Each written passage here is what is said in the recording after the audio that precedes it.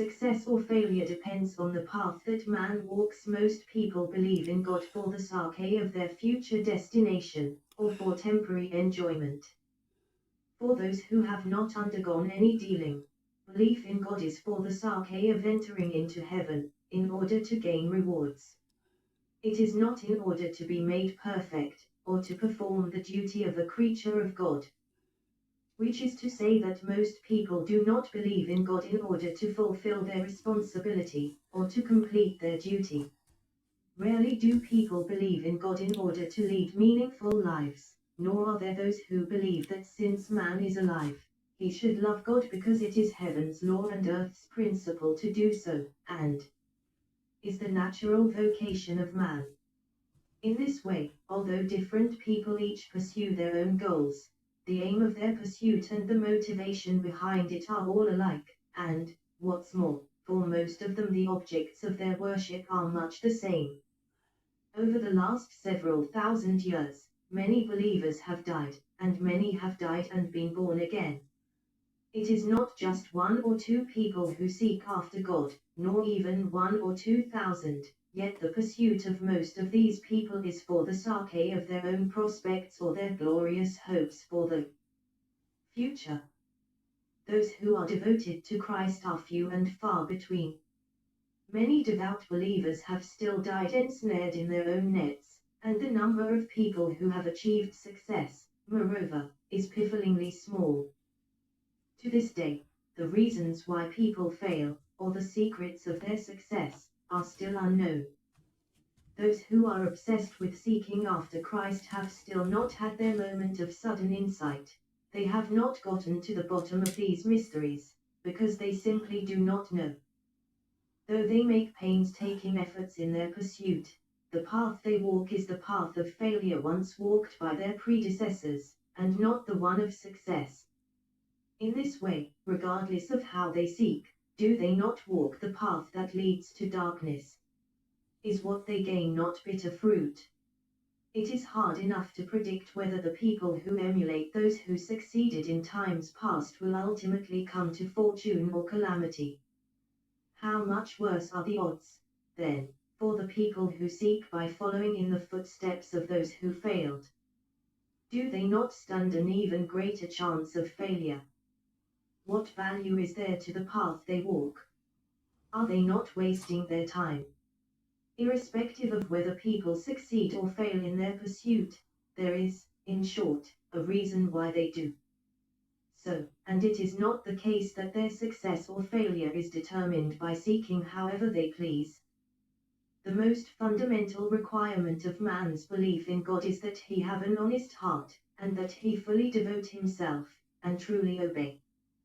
What is hardest for man is to provide his whole life in exchange for true belief, through which he can gain the entire truth, and fulfill his duty as a creature of God. This is what is unattainable by those who fail, and is even more unattainable by those who cannot find Christ. Because man is not good at wholly devoting himself to God, because man is not willing to perform his duty to the Creator, because man has seen the truth but avoids it and walks his own path, because man always seeks by following the path of those who have failed, because man always defies heaven, thus, man always fails, is always taken in by Satan's trickery, and ensnared in his own net. Because man does not know Christ, because man is not adept at understanding and experiencing the truth, because man is too worshipful of Paul and too covetous of heaven, because man is always demanding that Christ obey him and ordering about God. Thus those great figures and those who have experienced the vicissitudes of the world are still mortal, and still die amid God's chastisement. All I can say of such people is that they die a tragic death, and that the consequence for them, their death, is not without justification. Is their failure not even more intolerable to the law of heaven? The truth comes from the world of man, yet the truth among man is passed on by Christ. It originates from Christ, that is, from God himself, and is unattainable by man.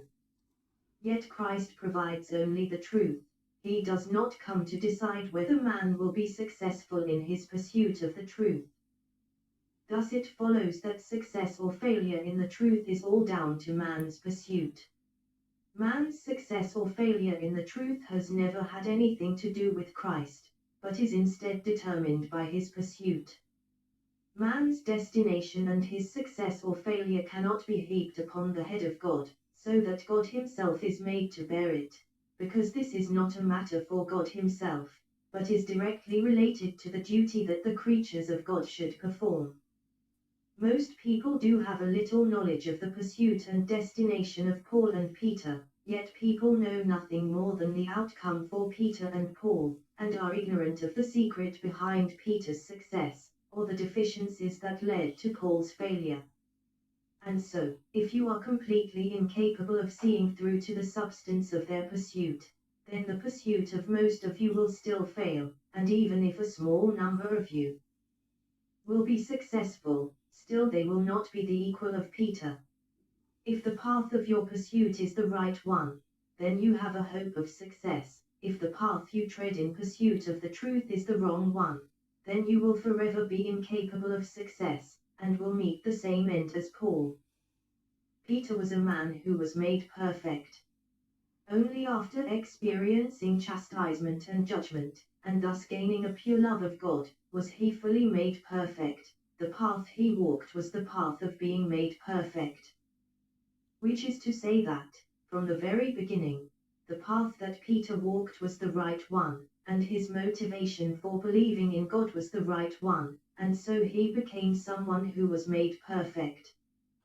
He trod a new path that man had never walked upon before, whereas the path that Paul had walked upon since the beginning was the path of opposition to Christ, and it was only because the Holy Spirit wished to use him, and to take advantage of his gifts and all his merits for his work, that he worked for Christ for several decades. He was merely someone who was used by the Holy Spirit, and he was not used because Jesus looked favorably upon his humanity, but because of his gifts.